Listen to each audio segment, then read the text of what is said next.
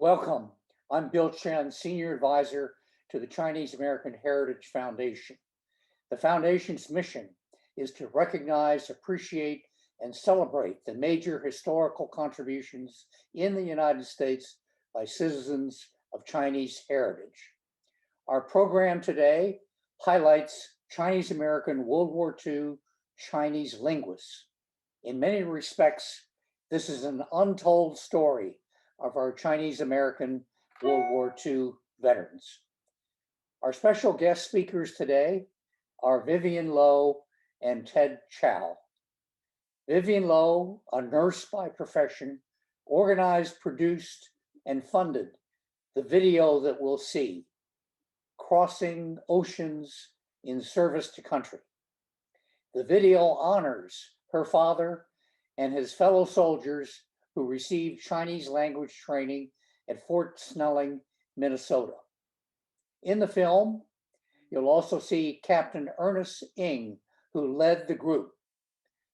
Ted Chow is Ernest Ng's nephew and keeper of his memorabilia, and he is also our other speaker. But first, we'll hear from Vivian, then Ted. Vivian, it's yours. Thank you for that introduction. Just a little bit of background. I was born in Fargo, North Dakota. When I was 8 years old, my family moved to San Francisco's Chinatown. I went from a town with only 5 Chinese families to an enclave of exclusively Chinese residents. It was quite a reverse culture shock for me, but I saw the comfort my parents had in being within a safe community. As I grew up, I remember my father telling me about a very special group of Army friends that he treasured, but he passed away before I could really know the significance of his experience. At my mother's memorial service, a gentleman, Raymond Wang, came up to me and introduced himself and told me he knew my parents when they were married in Shanghai and when my dad was in the Army. With his help, I was able to capture the story of this very unique group. As a part of celebrating stories that highlight Asian Pacific Islanders' contribution to this country, this film is certainly one of the many untold stories of how first-generation Chinese American soldiers contributed to the greatness of the American dream. I hope you will enjoy Crossing Oceans in Service to Country. Esther, let's go ahead and play the video now.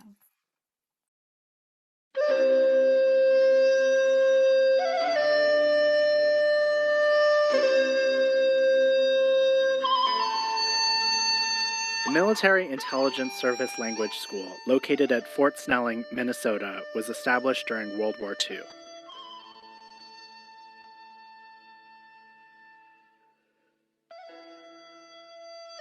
The Chinese division, which included my grandfather, Staff Sergeant Bob Can Wang, came from boot camps and army regiments from all over the United States, where they were very much in the minority. Despite the discrimination and hardships these soldiers and their families had endured as immigrants to this country, they served with honor in a unique all-Chinese American troop to help with military surveillance and communication. The extreme circumstance that created this story is compelling and noteworthy. The past reflects the reality of the struggles and fears in our country's history, and yet also the fortitude and positive impact that can prevail when individuals overcome barriers and strive to achieve all that is possible. Many Chinese men entered the United States during the California Gold Rush in 1848 and the building of the Transcontinental Railroad in 1863. They came to find new fortune in America, the Gold Mountain, and workers were needed. But the economy suffered after the Civil War ended in 1865. Racism and hatred prevailed. The Chinese were forced into enclaves of Chinatowns and could only find work at low wages. In 1871, the Chinese massacre in Los Angeles Chinatown resulted in a mob attack, torture, and the killing of over 20 of the Chinese residents.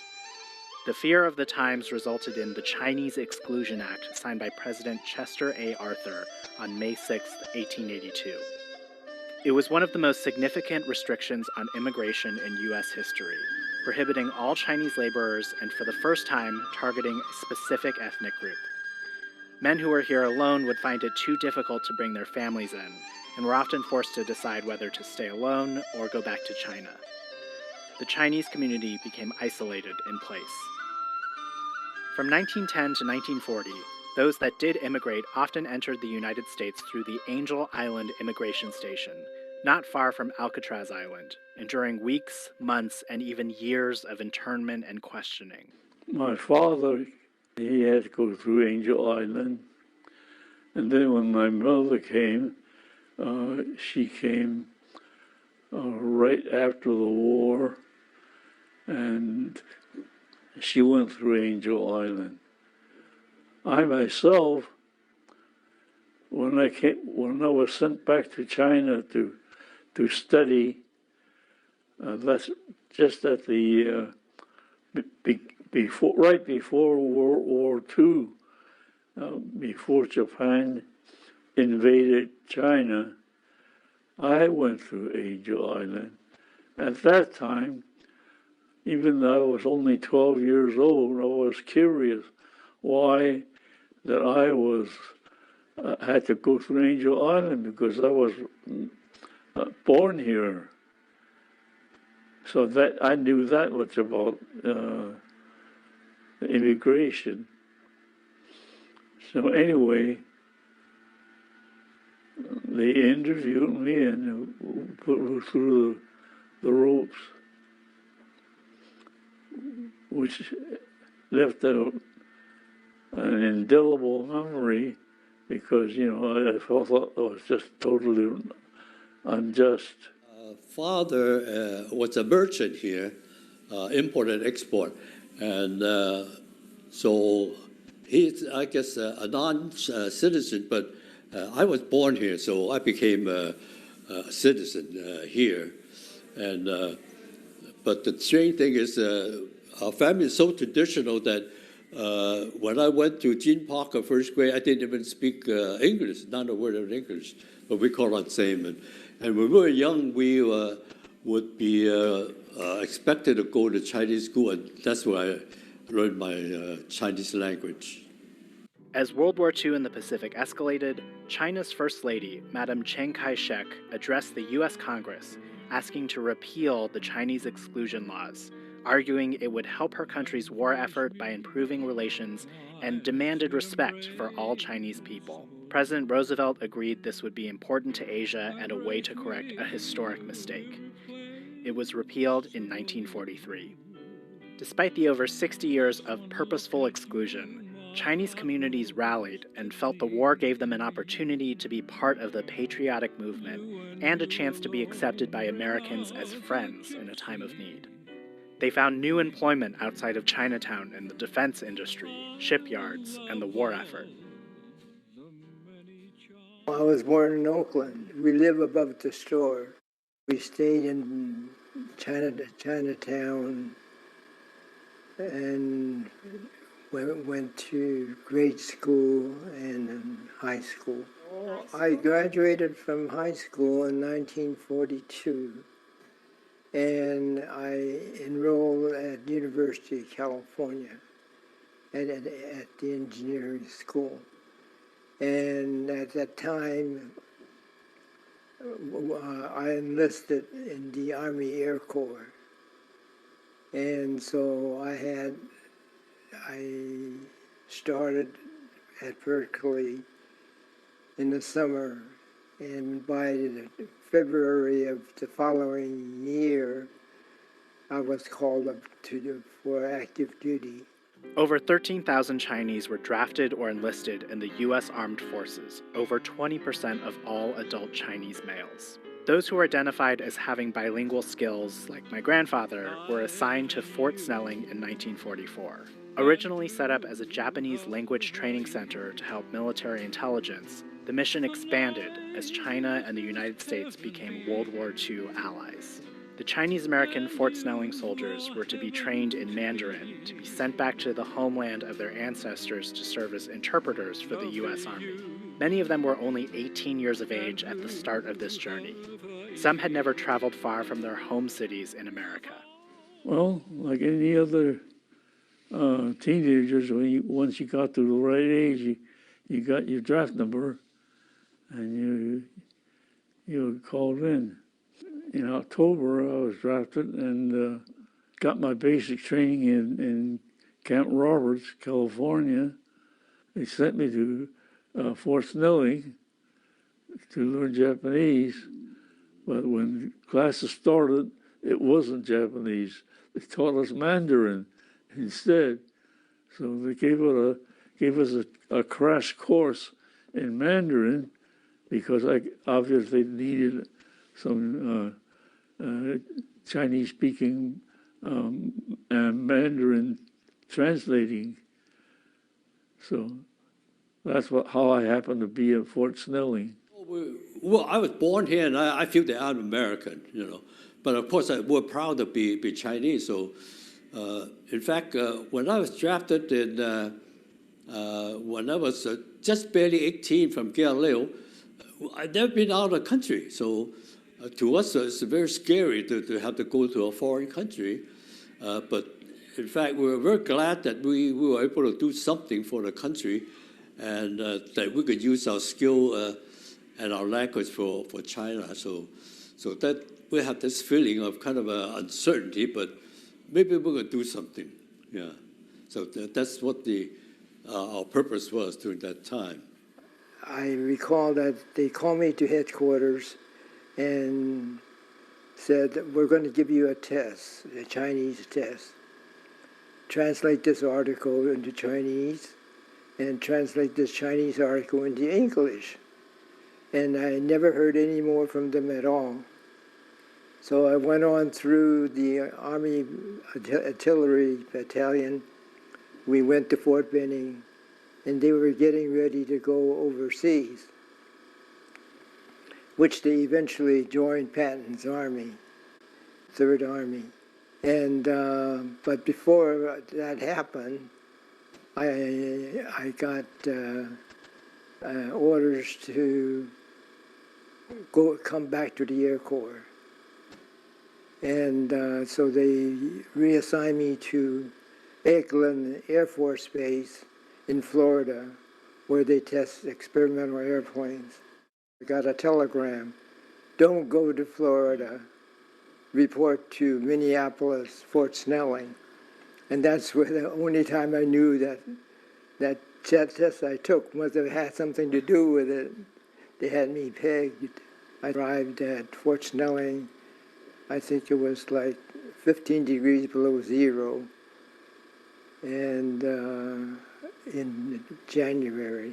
Weekends, we always made sure that we passed the inspection. We helped each other. Weekend evenings, the ones who had 3-day passes would always come back with some boxes of Chow fan, and everybody shared it in snacks.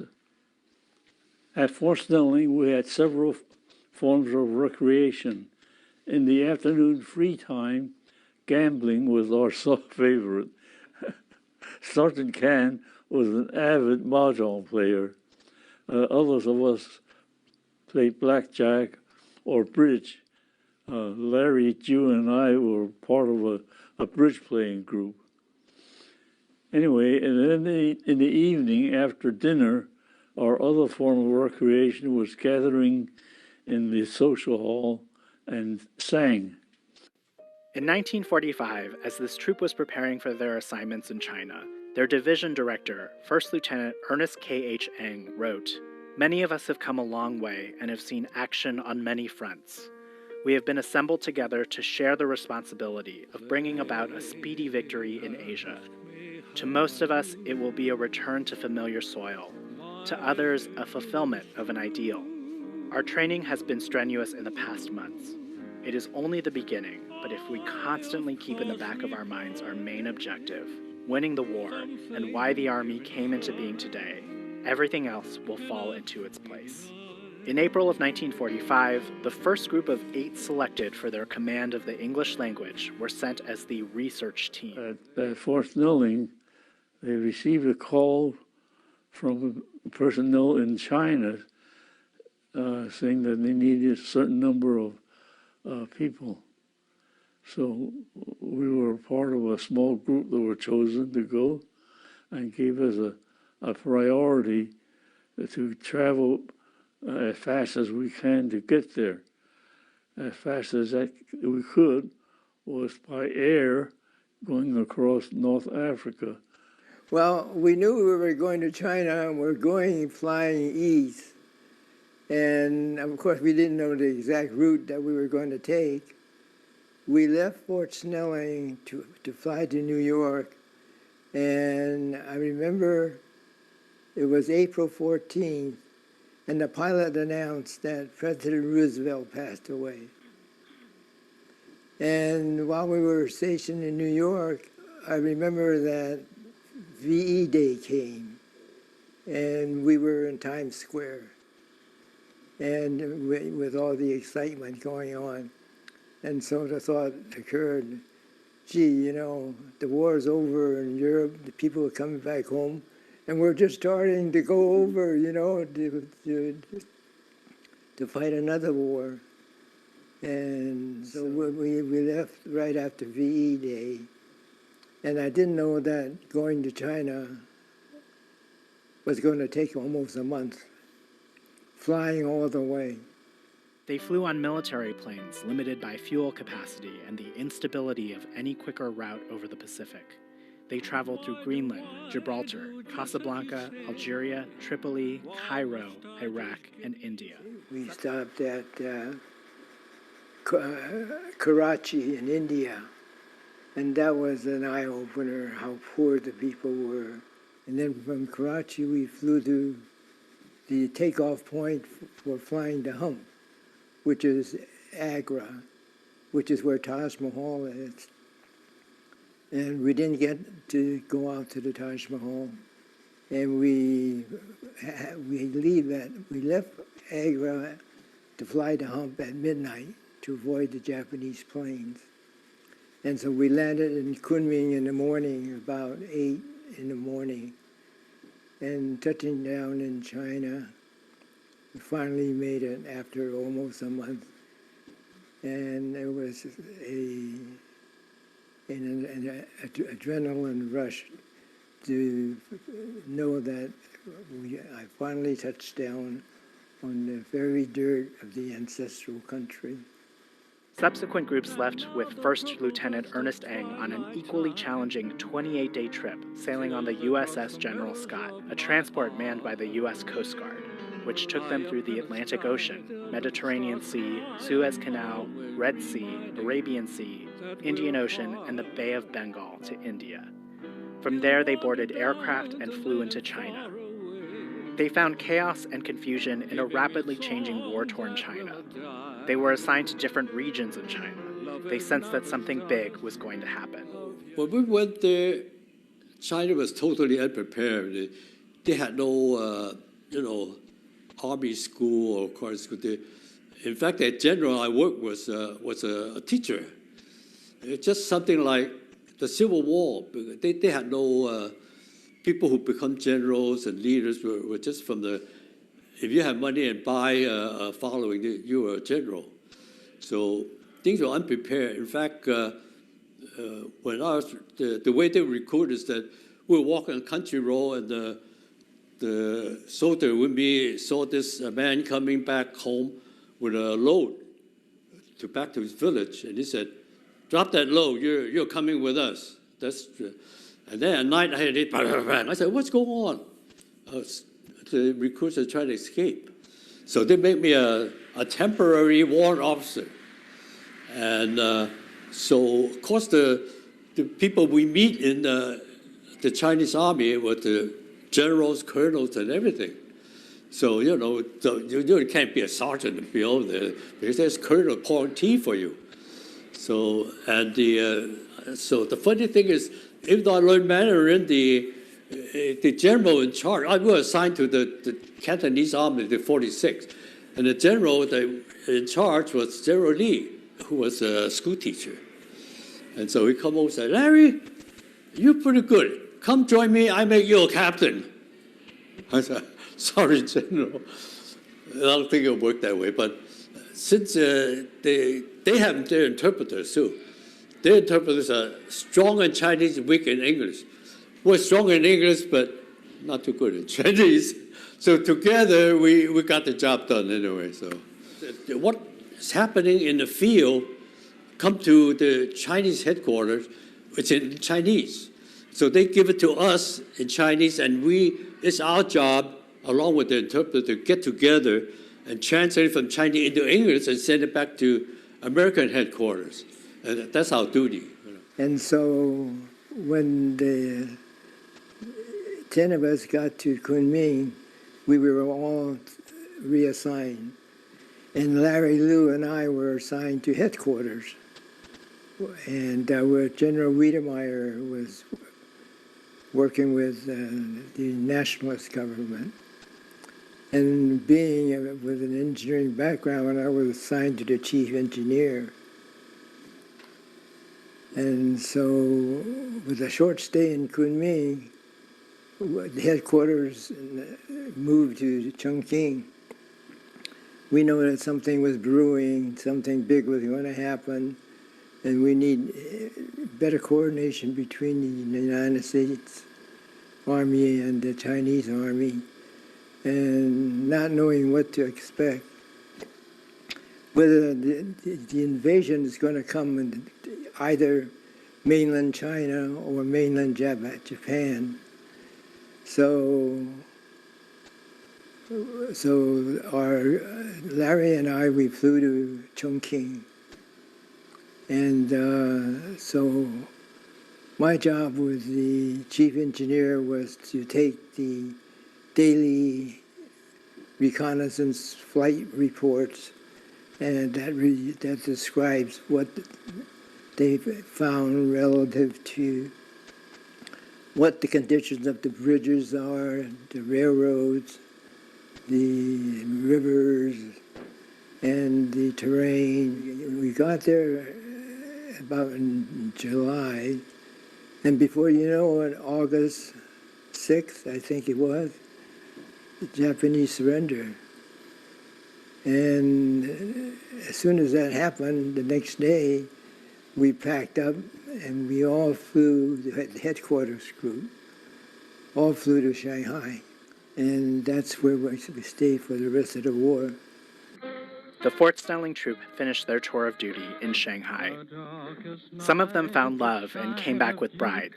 The friendships that were formed would last a lifetime. Some lost family members, and many sacrifices were made. Their perseverance as they returned to the United States and boldly established professional careers and families contributed to a culture change in a world that had been discriminatory and limiting. And the nice memory that I had from that is that the artillery group was formed by regular army that was stationed in Panama. And they'd never seen a Chinese before. And so I was one of the first Chinese that they've ever seen. And when I left, one of my buddies wrote me a letter that says, Lieutenant Chen made this comment, if all Chinese were like George, I like the Chinese. The GI Bill gave them an education. They achieved success in so many endeavors, becoming physicians, scientists, engineers, educators, and innovative leaders. Ernest Eng attained the rank of lieutenant colonel before retiring in 1963. During his distinguished military career, he served under several general officers, most notably General George C. Marshall, when he was the ranking U.S. military representative in the negotiations between the nationalist and communist Chinese after World War II. Colonel Eng was a guest at the White House and was honored in 1999 by President Bill Clinton. Larry Ju became a physician and served the San Francisco Chinatown community well into his 90s, receiving honors from the medical staff of the Chinese hospital for his years of distinguished service. At that time, if you serve in the Army, you get the GI Bill. And I'm very grateful for that, because if it weren't for GI Bill, I never would attend college or go to medical school, because we didn't have much over here, and my father think that there's a lot of, discrimination, you want to put it, and everything he worked for went back to China. And you know what happened? The communists took over and we got zero. So we have to start over again. So if it weren't for a GI Bill, I don't think I would be where I am. Larry Liu completed his college education and taught elementary school for over a decade, as well as working in the central office for the San Francisco School District. In 1970, he was featured in an award-winning English language program on KPIX television. At that time, there were no Chinese programs on the air at all. So part of the appeal of the program was many elderly women had never heard Chinese spoken on TV, and they watched it just to hear a Chinese voice. But our purpose was get them to learn a few basic words, and then hopefully continue to get lessons and study. Got a lot of response, a lot of fan mail. That was 65 lessons, and KPIX put it on their non-commercial 6:30 in the morning. George Wang obtained his master's degree and became a Rockwell engineer and manager for over 32 years. He was nominated for the Engineer of the Year award for his technical work as a turbo machinery expert. He was instrumental in defining a fully integrated propulsion system working with NASA. His projects formed the basis for many space transportation engine designs. This documentary was made in memory of my grandfather, whose story is like so many who immigrated to America. From a small village in southern China, he came to escape poverty and subsequently could not return when the Japanese invaded and the communists took over his homeland. He worked in restaurants in several states and settled in Fargo, North Dakota. As part of the Fort Snelling troop, he served in the U.S. Army with the Nanking Headquarters Command and received an honorable discharge at the end of the war in 1946. He too found love during his assignment in Shanghai and married my grandmother. Together, they returned to the United States to build their future and raise a family. It took a long time, but many Chinese American soldiers who had served honorably in the armed services were able to become naturalized citizens, and my grandfather received a certificate of naturalization from the United States government finally in 1963. Coming to this country alone with no formal education, he was sweeping floors, washing dishes, and cooking chop suey as a teenager. After the war, he moved with his young family to San Francisco and worked for over 20 years on the night shift at Pan American World Airways, preparing meals for intercontinental travel. During his career, he learned culinary skills on an international level at such famous institutions as Maxime's of Paris and was promoted to the management level before he retired. We owe so much to the perseverance, unflappable confidence, and bravery that paved the way for us. Actually, if you look at it, they're part of the effort of all the different groups in the Army that did the best they can for the country. And so if you look back on before the war and after the war, all the groups, whether it's Chinese, Asia, or whatever it is, did their part to change the view of that group, whether it's Chinese, Asia, or whatever. The perception in the American society have changed drastically from before and now afterwards. And now what was disparate and separate after the war has become integrated. And I think Snelling Group and all the people who served in the Army during that time, Knight Snelling and all the other groups, has a bit to do with the change. I think they did prepare a paragraph or a sentence in the chapter that changes the Asian history in America. The one that sticks out in my mind the most is the Japanese, when they're in internment camp, join and fight. During the war, they said, go for broke, and that changed history. the words are more low key, but I think everything that all these people did somehow changed the history of the way that Asians and Chinese are seen before and after the war. I think that is the significance of the Snelling group. I hope so, anyway. This documentary, Crossing Oceans in Service to Country, is a tribute to his generation who started at Fort Snelling to help form a bridge between cultures and to model the way for achieving goals of service to make this a better country. Their hard work, ingenuity, and positive attitude allowed for movement out of the segregated Chinatowns and dramatically changed the opportunities and lives of future Chinese Americans. My brother, my sister, and I, and all the children and grandchildren of these brave men, have had such a different life experience with so many opportunities. My family remains committed to sharing the stories of those who immigrate to the United States under the most adverse of conditions and the contributions that have been made. With still wet behind the ear, and so it was so glad to be back to the Bay Area. And the song that I remember best is San Francisco, open your golden gate, you let no strangers wait outside your door. San Francisco, here comes your lonely one, I'm coming home and won't go wandering no more. This project did not start out as an effort to make a documentary. It was really a mad dash to capture these interviews and talk to the few surviving members of the Fort Snelling troop. When I embarked on this journey, these gentlemen were already well into their 90s, and their families knew a tad more than I did. These survivors had to be coaxed into being interviewed as they were all extremely self-deprecating, minimizing any contribution they had made. They really felt it was their duty and just what was expected of them. I found them to be highly accomplished, extremely polite and considerate, and with a real sense of purpose in life to be of service to our country and to their families. I learned so much doing this project.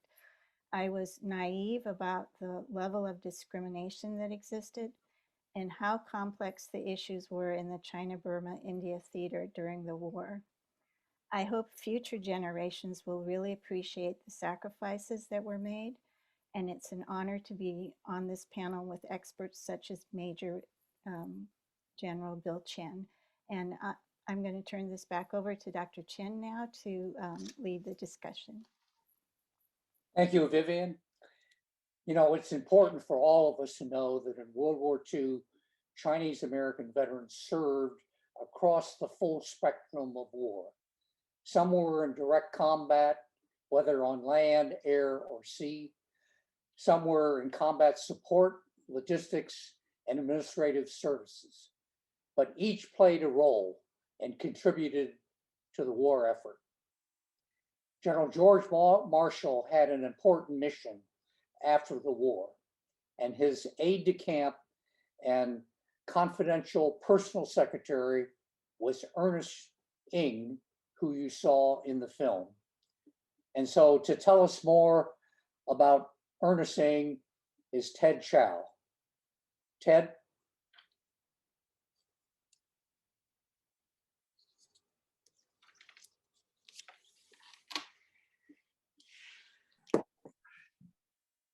Yes, can you hear me now? It's an honor to be here tonight. And Ted, can you turn on your video, please? let me see. I had it, but talking.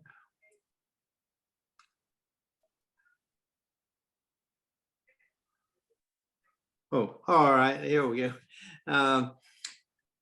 I salute Vivian for all her efforts. I'd met her several years ago as she was preparing this documentary, which I think is a very significant contribution to the preservation of our heritage, our history.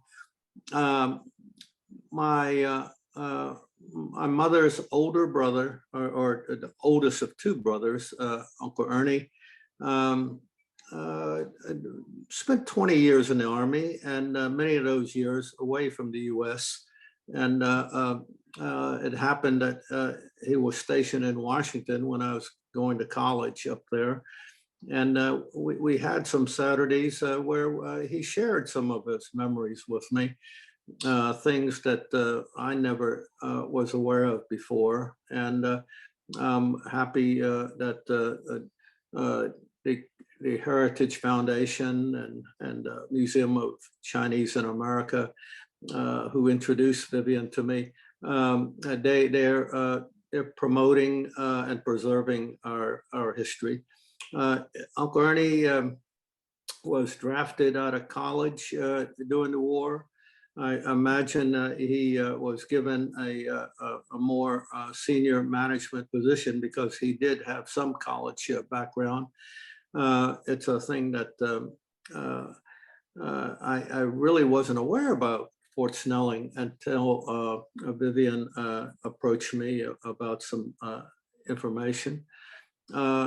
I did know at a young age that Uncle Ernie was in Nanjing with the senior general in China, at the senior U.S. general in China at the end of the Second World War. And then later, when Truman asked Marshall to try to negotiate a peace in China, my uncle was there with him. I met any number of very senior people from both sides of the internal conflict. I think he had a unique experience working with the only five-star general America's ever had. It's a thing that I think in this extraordinary year, with so many issues challenging us, I think this Asian American Pacific Islander Heritage Month is most meaningful. And Vivian's film, I think, adds to the foundation's wide range of offerings. I'm delighted that the general and Esther have taken on this assignment. I guess growing up as just a little boy, I thought, my aunts and uncles were just regular people, but I found out in my later life that some of them had some exceptional experiences during the war, and certainly Uncle Ernie was one of them. I don't know if, General, is there a question and answer period coming up here? Yes, so Esther, why don't we transition to the Q&A session now?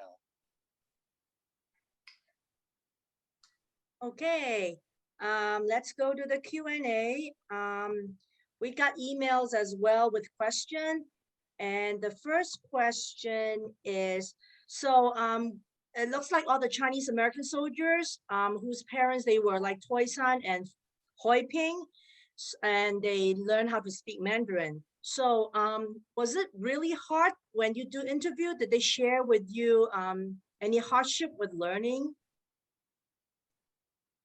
So they did have an unusual situation at Fort Snelling in that they were alongside the Japanese American language school as well. And so it was an interesting dilemma for them because they, there was a part of wanting to not be any further discriminated against during that time, but at the same time, they had a huge respect for the fact that these Japanese American soldiers were serving despite the fact that their families were in internment camps. And so they kept apart. They really thought they had arrived there to learn Japanese and then realized that they were there to learn Mandarin. And my sense is that they found it challenging, and that they knew English more than they knew Mandarin, and Cantonese was really their home language. And then it was just sort of the luck of the draw once they got to China where they were assigned. So if they were assigned to the southern part of China, then they were with Cantonese speaking soldiers as opposed to different parts of China. But my sense was that they were not feeling hugely skilled, but willing to be of service. Okay, thank you. Is there any info about how Chinese soldiers were treated in the army by non-Chinese people? So I only got a flavor of that from them, and you can tell that these gentlemen just always take the high road. I mean, I was very impressed by that level of how they conducted themselves. But I got a sense that it was difficult before they got to Fort Snelling because, as you saw, they were often just literally the one sole Chinese member in an all, Caucasian army troop, and then they got sent to Fort Snelling. So I didn't hear specific examples of how they were mistreated, but certainly the untold kind of nuance was that there had been difficult times for them. I don't know, Ted, if you had heard anything from your uncle in that regard. From my mother, from my aunts and uncles, I really didn't have much conversation in that regard, but sort of reflecting on the last several months that we've all experienced with racism. And I think there's been a fair amount written and spoken about the fact that there were many perhaps minor or sometimes significant slights that occurred. And I think many Chinese, it's their cultural background to just let it slide. While others may have been more proactive in speaking up. My father did tell me what was unique for my dad was that he was in Fargo, North Dakota. And so there was not only discrimination against Asian Americans, but against the American Indian population. And so he had told me once that he was in a restaurant and they wouldn't serve him any alcohol unless he could prove that he was not an American Indian. So it was a discrimination on many levels. Right. Wow. Thank you for sharing that. This question is for Major General Bill.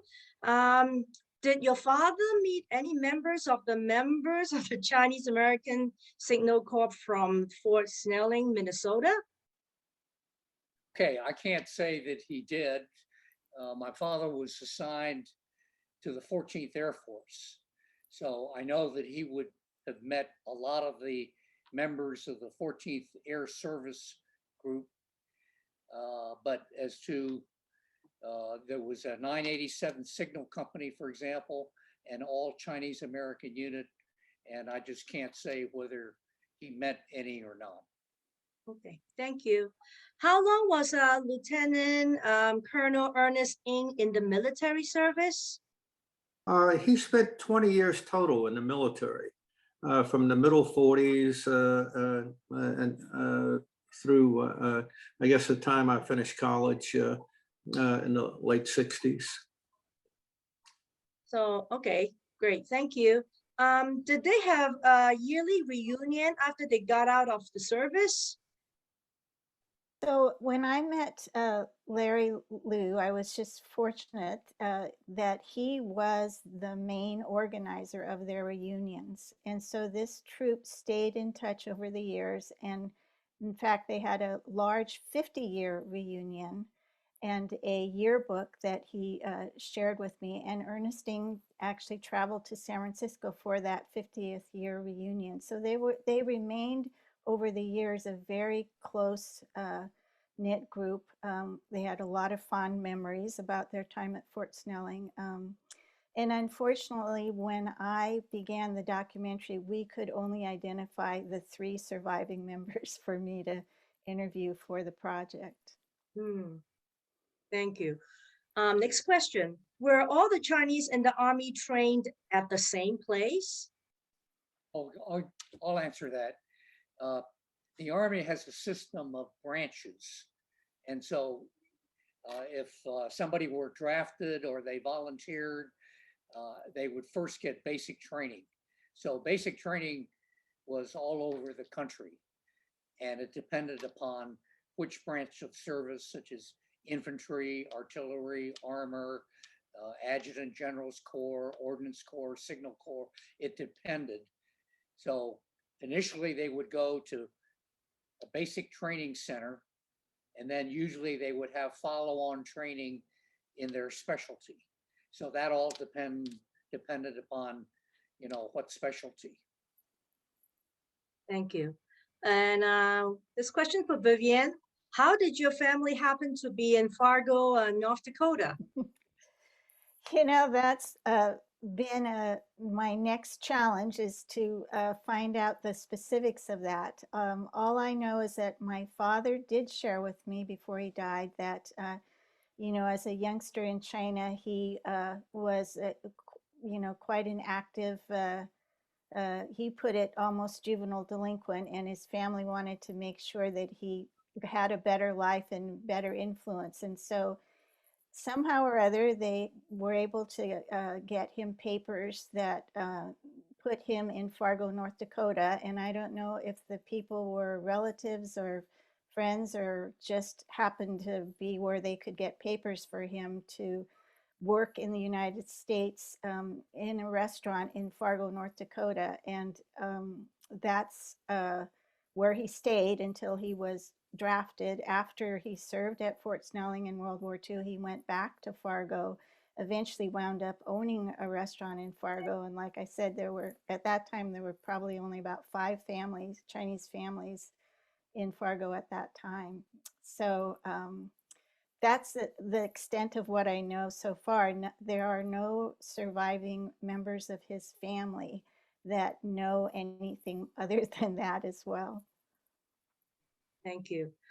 So this question is for both Vivian and Ted. So Vivian, did your father, and Ted, did your uncle visit their ancestral villages when they were stationed in China during World War II? Well, from what I heard, and this was, I think, why these gentlemen didn't feel that they had contributed a great amount, because they got there and then the war was over and they had to return home. So I didn't get a sense that there was a lot of time for them to do anything to get there, learn what they were supposed to do. Just started really feeling like they had an impact in it, and then it was time to go home, and they were in Shanghai the whole time before they shipped back. I didn't get a sense that China was even stable enough for them to be traveling around at that point. My mother and Uncle Ernie, and there were 7 siblings. They were born in Norfolk, Virginia. When the youngest was born in 1930, they actually relocated back to Canton. Uncle Ernie and my mom went to missionary school, Pudong, Pujing. I'm not aware that any of them went back to Toisan. Perhaps my grandfather did. I know one of my aunts, her husband, who was an MIT graduate, sent money back to family in Toisan, like a lot of Chinese had done over the years. I had traveled to China a number of times, mostly to Shanghai, where I was born, on business, but and I've been to Guangzhou, but I just didn't have a direct connection to Toisan, or any of my cousins had a direct connection to Toisan, so there hadn't been any reconnection there. My grandfather came out of China with 2 other brothers. One ended up in Minnesota, one ended up in the Boston area. So, I mean, they kept in close contact, relatively close contact. Okay. Back to the home village, not so much. Okay, thank you. Next question. Did the Fort Snelling group of Chinese had any additional training at Camp Shelby in Mississippi? I'm not aware that they did. I only had, the time to interview the three gentlemen, and the yearbook that they actually produced their own yearbook when they were at Fort Snelling. And a lot of the photos from that are in the documentary, but it doesn't mention any training elsewhere. Okay.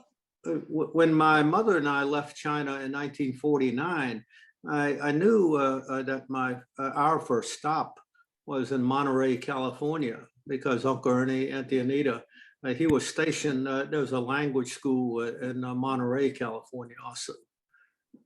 Okay. Yeah. Okay. He Thank was you. an instructor. Mhm. And I know some of the soldiers that they met in Shanghai that were also from the Bay Area. There was a lot of effort going on during the war in many ways. And I know Raymond Wang, I believe his training, there was a military language school at UC Berkeley that he attended as part of the Army. So there was a lot of effort going on in many ways. Let's see. What did they use the learning of Mandarin for? Is it just for military interpretation? That was my impression, that whatever reports were in Chinese, their job was to interpret it and provide it for the U.S. American Army, so that there could be, collaboration, and they would have the intelligence that they needed to, strategize on what to do. When Uncle Ernie was with General Marshall, I think he sat in on a lot of the conversations with both the nationalists and the communist side. From my Taiwan friends, I learned that many people, many of the nationalists chuckled at the Generalissimo's Pudonghua. His Mandarin was poor. His Cantonese was the Generalissimo's original language or dialect. Okay. Were there any Chinese American women join the military service? One of my aunts, the one that's the third born, Auntie Betty, who had started college, she came down to New York, where my mother was going to Columbia, and she joined the Chinese Blood Bank. Madam Chiang Kai-shek started an effort where one of my cousins found an article in a newspaper showing half a dozen Chinese women in New York being greeted by, I think, the consul general in New York from China. As they were departing to go to China. I didn't quite understand if it was a part of the Chinese military, or it was sort of just a separate nonprofit organization. But definitely Auntie Betty went to China as part of the war effort. Or not there were Chinese American women in the armed forces in World War II? And the answer is yes. There were Chinese Americans in the Women's Army Corps, in the Navy, and certainly nurses that were Chinese Americans that served in the Army, Army Air Corps, and Navy. The group that is working on the medal effort for the World War II veterans has done a really wonderful job of identifying all the World War II veterans, and many of them were women who served, like General Chen said, in all aspects of service. But of course, my favorite scene was when they gave the first medal out at the ceremony. It was to a nurse. So I was very excited to see that. And I believe she was over 100 years old at the time, but still very much able to have that honor. I was thrilled to see that. So Major General, what specific type of training was conducted at Fort Gordon, Georgia? Okay, Fort Gordon is the center of the Signal Corps. And so it would be in communications, telecommunications, other aspects dealing with the Signal Corps at Fort Gordon. Okay, thank so it's almost 9 o'clock. So I think it's good that there was one more question for Vivian. Would be great to wrap it up. One of the attendees was asking, how long did it take you to do this documentary? And it's such a good one that he believes it should be shared with high school students. And would that be your next step of thinking of doing it? So it took me about 2 years to really gather the information and get it produced because, you know, I'm a nurse by profession. I had to learn a lot on how to piece this together.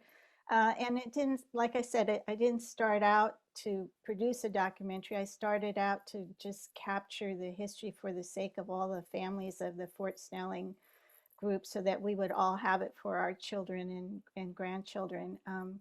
But, you know, I think the timing of the story was so significant. I started the documentary right at a time when there was a lot of political unrest 4 years ago and a lot of hate in discrimination. And I was determined to make sure that this story was captured and told.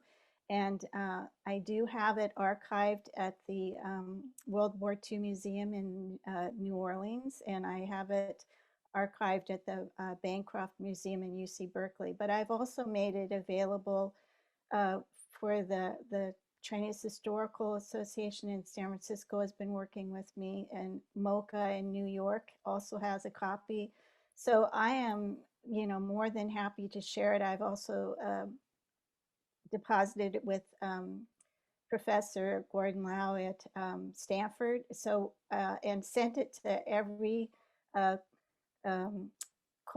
Asian cultural professor in the Greater Bay Area and in all of their academic coursework. So we're trying our best to make sure, and if there are high schools that want to have it, you know, we would love to send it out there. There is a YouTube link for people if they just do a search on Google search on Crossing Oceans, Chinese American veterans, it'll come up. So my only intent was to make sure that that the history was preserved and that the people can learn from it. So I'd be thrilled if high schoolers, you know, were able to see it. Great. General Bill, would you like to say a few words to end the program? Well, what we need to do, by we, I mean the current and our future generations, is we need to preserve the legacy of our Chinese American World War II veterans because they defended the freedom that we so much enjoy, that they volunteered and served proudly as Americans. They demonstrated their skills, competencies, loyalty, and patriotism. And post-World War II, they opened up opportunities for all Chinese Americans to be a part of mainstream America. And with their hard work and sacrifices, they enabled us in the follow-on generations to live the American dream. And so every opportunity we have, we need to remember, honor, and preserve the legacy of our Chinese American World War II veterans. Thank you, General. So again, I would like to thank you, our documentary filmmaker, Vivian Low, and I want to thank General Bill as being the moderator, and thank you, our guest, Ted Chow, for being here today. And so we have more webinars, and please go to cahf.us/ AAPI talks. We'll have more webinars for the rest of the month. So thank you all the attendees for joining us, and have a really good night, and I hope to see you tomorrow. Good night, everybody. Thank you. Thank you.